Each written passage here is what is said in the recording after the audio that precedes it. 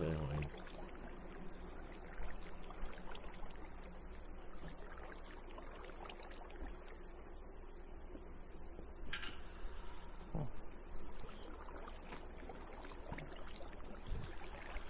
And what is better, anyways, in your mind? I've always heard that for gaming computers, the better motherboard is an AMD.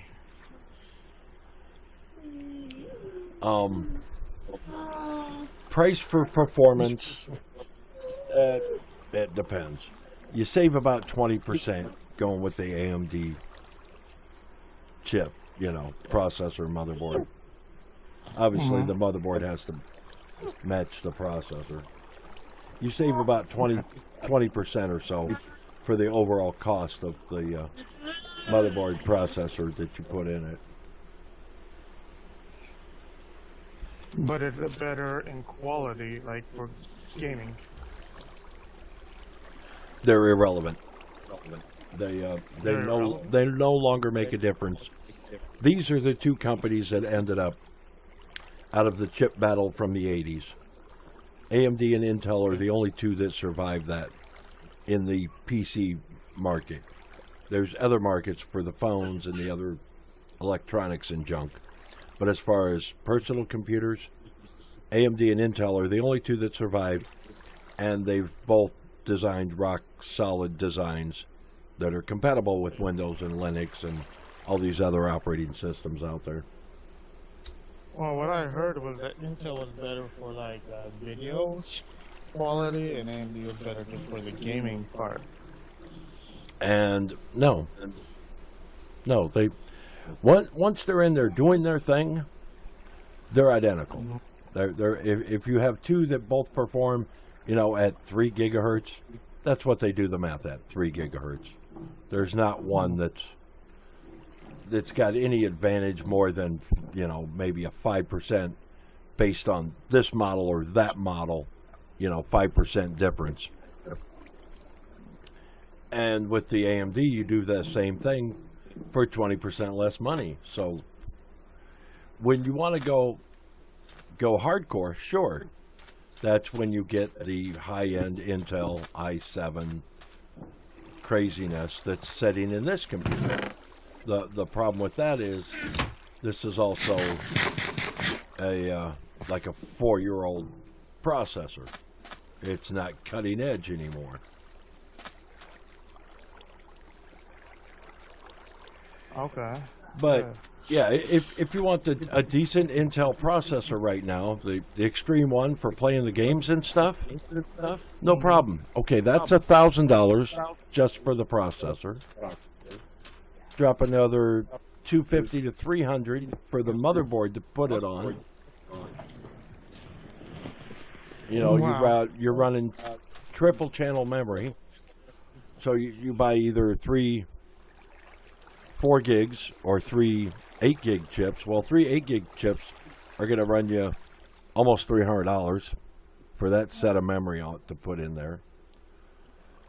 So yeah, if money's not the object, sure, I can build amazing cool stuff, and I do it all the time for the customer where that's what they want to do. Hey, I want to stream videos, I want to be able to play the games, I don't want any of this lag crap, I just want to jump on my computer and go.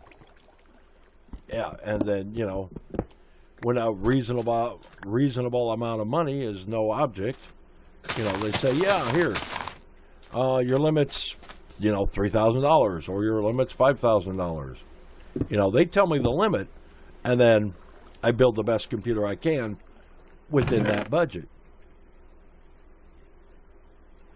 Wow. But that's the problem, to come up with that money to begin with. Yeah. Yeah, you and me ain't coming up with that money to begin with. No. Like, I think I've seen only one person showed off the computer that they do YouTubes, and I'm pretty sure he's made his money through the YouTube to even buy this computer, but he has pretty much like water tubes all in his computer. And that was a thing a number of years ago. What the hell's with these bone meal in these trees? Jeez. Just taking their sweet time. Yeah, a number of years ago, yeah, you had to go water cool. That was the only way to get the performance out of the chips. This $1,000 chip, you could put a water cooler block on it, but you don't need to water cool the video and all the other stuff like before.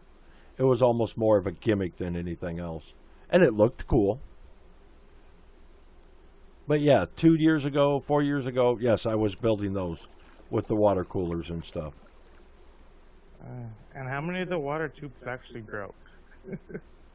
Very seldom did they break. And again, it depends on the quality. I wasn't going to the, I wasn't going to the hardware store buying, or the auto parts store buying that tubing either.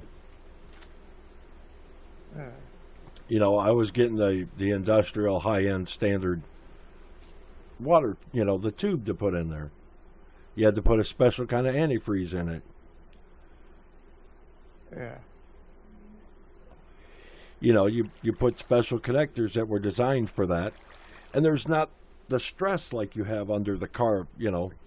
Under the hood, you rev the gas pedal, the engine starts rocking around. You start revving the power on a computer, nothing moves. Not going nowhere. Yeah, the computer's not shaking around, shaking stuff loose and stuff. It's not like it's a laptop. It's not portable. You take it in, you set it on the desk or on the floor, wherever you're keeping it, and there it sets. Yep. Wow. Oh, wow. That whole thing's getting the whole thing. Oh, yeah. Yeah. Do you have the hammer? No, I don't need a hammer. I've got a harvester. No, but do you have the hammer to see the distance and what the harvester does? No? What's that? Okay. That's so funny. Actually, I think I know how to build it. Pretty much get 3 plastic sheets, the 3 plastic sheets, and 2 sticks, and make a pickaxe. And you'll see. Really? Okay. That's cheap enough. I think we can afford that. Well, here's maybe. Whoa, what was that?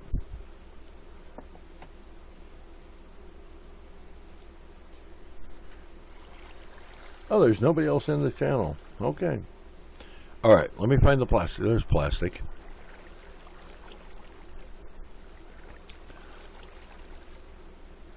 Three sheets, 2 sticks, precision sledgehammer. That what you're talking about? Or was that beep you going offline? Hey, and we hit that 2-hour mark. We got to kill the video, and we'll be right back. Yes.